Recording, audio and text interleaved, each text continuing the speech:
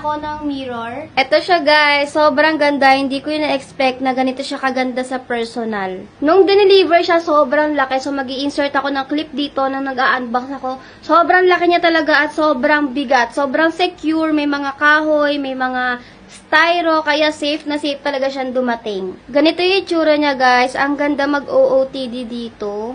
Bagay na bagay din sa aking room, ang perfect ng kanyang pagka-pink. And tignan niyo yung kanyang material, sobrang soft, parang velvet yata yung tawag sa ganitong material. And yung kanyang salamin ay malinaw din talaga.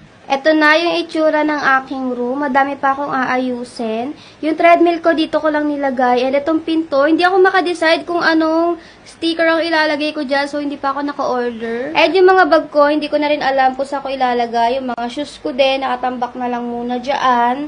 Marami pa ako shoes sa baba na